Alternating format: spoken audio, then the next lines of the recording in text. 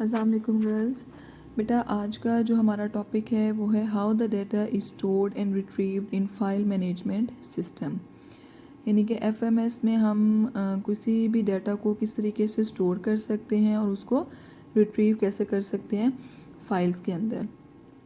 तो हम इसको कह सकते हैं कि डाटा को हैंडल कैसे कर सकते हैं हम file management system. The file management system uses files to store and retrieve data. जैसे कि आपको नाम से ही पता चल रहा है फाइल मैनेजमेंट सिस्टम, तो इसके अंदर हम किसको मैनेज करते हैं, फाइल्स को। यानी कि हम डाटा को स्टोर करने के लिए और डाटा को रिट्रीव करने के लिए हम फाइल्स को यूज़ करते हैं। तो इसलिए वो कह रहा है कि फाइल मैनेजमेंट सिस्टम फाइल्स को यूज़ करता है to store and retrieve data. The file contains records that consist of related fields. जबकि जैसे कि हमने पहले पढ़ा कि जो फाइल्स होती हैं उसमें हमारे पास जो है वो रिकॉर्ड्स होते हैं और रिकॉर्ड हमारे पास क्या होते हैं, रिलेटेड फील्ड्स होती हैं। The record layout are properly defined in file management system. A field in the record can be fixed length और वेरिएबल लेंथ। ठीक है, वो कह रहा है कि जो रिकॉर्ड हैं, ठीक है, वो प्रॉपरली डिफाइन होते हैं फाइल मैनेजमेंट सिस्टम में। जबकि जो फील्ड है रिकॉर्ड के अंदर वो दो तरह से हो सकती है। जैसे हमारा प्रीवियस लेक्चर था, या तो वो फील्ड फिक्स लेंथ होगी या वेरिएबल लेंथ होगी। Each field in the record corresponds to a starting memory address. और हम जब भी रिकॉर्ड के अंदर डिफरेंट फील्ड्स के अंदर जब डाटा स्टोर करते हैं तो हर फील्ड को, ठीक है, एक मेमोरी एड्रेस जो है वो क्या हो जाता है, असाइन हो जाता है। लेट्स सपोज अगर हमारे पास जैसे प्रीवियस हम एग्जांपल देखें, इसमें हमारे पास था एम्प्लॉय आईडी था, नेम था, हायर डेट थी। तो एक एड्रेस जो स्टार्टिंग हमारा क्या है, सबसे पहला हमारा फील्ड क्या है, एम्प्लॉय आईडी। ठीक है, तो एक स्टार्टिंग एड्रेस इसका होगा, फिर नेक्स्ट इसका होगा, फिर इसका होगा। तो ये डिपेंड करते हैं।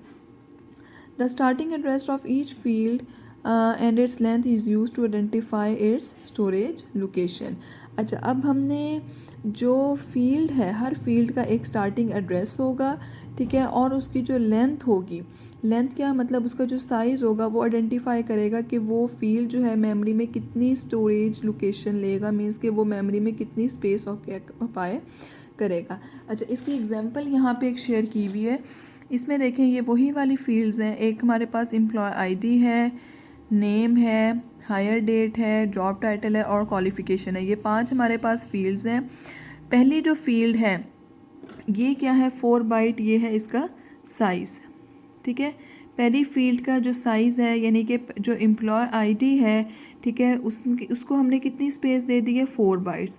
तो 1 से लेकर, ठीक है, 1 2 3 और 4, ठीक है, जो 4 बाइट्स हैं वो किसके लिए रिज़र्व हो गई हैं, एम्प्लॉय आईडी की।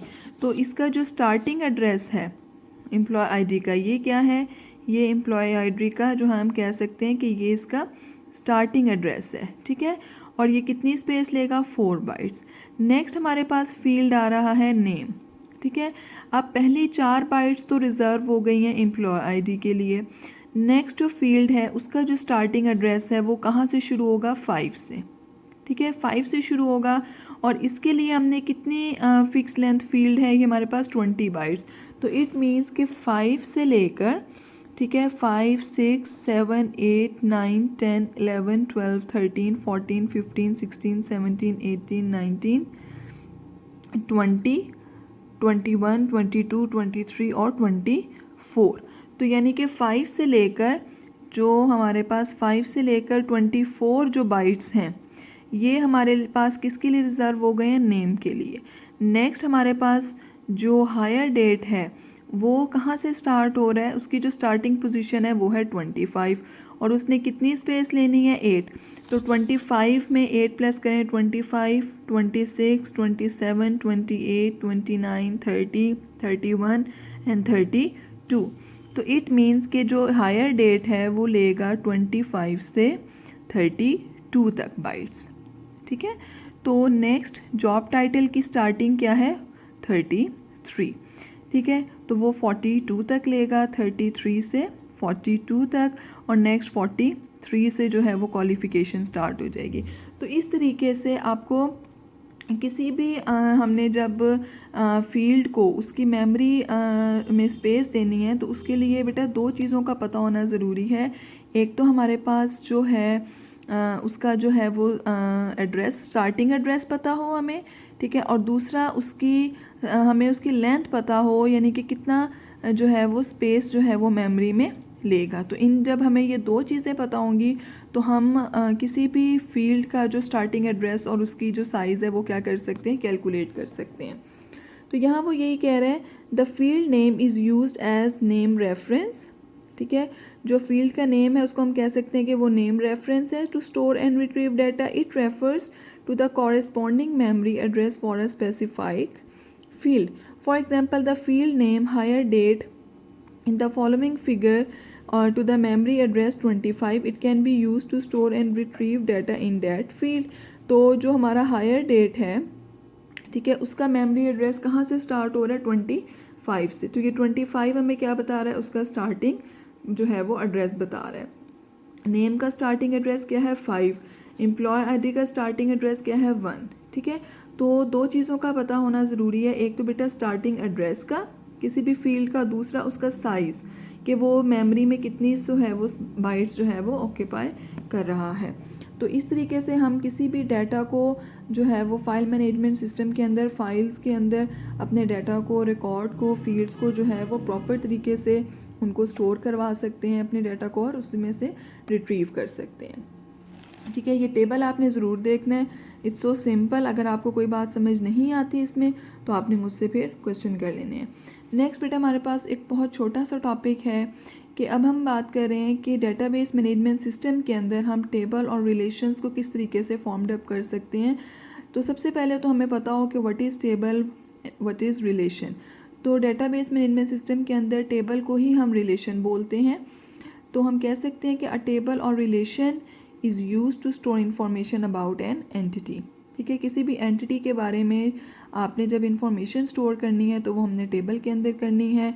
अब एंटिटी क्या है, एंटिटी कुछ भी हो सकती है, कोई चीज़ हो सकती है, ठीक है, जिसके बारे में हम इंफॉर्मेशन स्टोर कर रहे हैं। अगर स्टूडेंट की कर रहे हैं तो स्टूडेंट एंटिटी है, अगर टीचर की कर रहे हैं तो टीचर एंटिटी है। तो ये सारे क्या हैं, एंटिटीज़ हैं। An entity may have many attributes with the unique names. Each attribute must have only one and only one value. और फिर हर एंटिटी के बहुत सारे एट्रीब्यूट्स होते हैं, ठीक है, उसके करेक्टरिस्टिक्स होते हैं। जैसे अगर स्टूडेंट एंटिटी है तो उसका नेम, उसकी क्लास, उसका एड्रेस, उसका रोल नंबर, ये सारी क्या हैं, ये उसके एट्रीब्यूट्स हैं। और हर एट्रीब्यूट की वैल्यू क्या होती है, यूनिक होती है, और ये हमेशा एक ही वैल्यू होती है। अब यहाँ पे नेक्स्ट हमारे पास है कि हम रिलेशन को कैसे बना सकते हैं। The relations are use to store information about an entity. अगर कोई क्वेश्चन करता है कि वाई वी यूज़ रिलेशन, ठीक है, तो हम डेटाबेस मैनेजमेंट सिस्टम के अंदर रिलेशन को, टेबल्स को अपनी किसी भी एंटिटी के बारे में इंफॉर्मेशन स्टोर करने के लिए यूज़ करते हैं। They are formed according to the attributes of the entity about which the information is to be stored. Suppose that the student information system है, एक हमारे पास सिस्टम है स्टूडेंट इंफॉर्मेशन का। तो वो कह रहा है कि इस सिस्टम के अंदर हमारे पास बहुत सारी एंटिटीज़ इन्वॉल्व होंगी, जैसे टीचर है, स्टूडेंट है, कोर्स लिस्ट है, स्कॉलरशिप है, टाइम टेबल है। ठीक है, तो इस एक स्टूडेंट इंफॉर्मेशन सिस्टम के अंदर हमारे पास ये 5 अलग अलग टेबल्स बनेंगे। एक स्टूडेंट टेबल होगा, एक टीचर टेबल होगा, एक कोर्स लिस्ट होगा, एक स्कॉलरशिप होगा और एक टाइम टेबल होगा। ठीक है, the student entity can be defined in the form of database modelling are as follows. तो सबसे पहले अगर हम स्टूडेंट की बात करें, सबसे पहले स्टूडेंट की, तो हमेशा इसको लिखने का तरीका कैसे होता है कि स्टूडेंट आपका क्या है, एंटिटी है, और पैरेंथेसिस में हम क्या लिखते हैं, उसके एट्रीब्यूट्स लिखते हैं।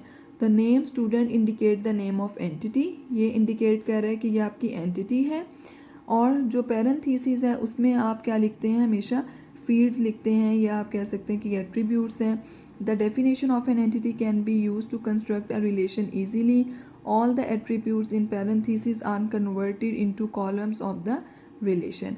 अब ये जो इस एंटिटी के एट्रीब्यूट्स हैं, ठीक है, हम कह सकते हैं कि स्टूडेंट हमारे पास क्या है, एक एंटिटी है, ठीक है, और ये सारे क्या हैं, ये इसके एट्रीब्यूट्स हैं। ठीक है, तो जब हम एक एंटिटी को उसको कन्वर्ट करेंगे रिलेशन के अंदर, तो सिंपल बेटा जो एंटिटी का नेम है वो हमारे पास रिलेशन का नेम बन जाएगा, और जो उसके एट्रीब्यूट्स हैं वो हमारे पास फील्ड्स बन जाएंगे। तो ये देखें, ये roll number, name, date of birth, address and phone number. तो यहाँ पे ये जो एट्रीब्यूट्स थे ये क्या बन गए, ये इसके फील्ड्स बन गए, यानी कॉलम बन गए। ठीक है, तो ये देखें वो कह रहा है कि all the attributes in the above relation are called columns, all occurrences of record are known as rose.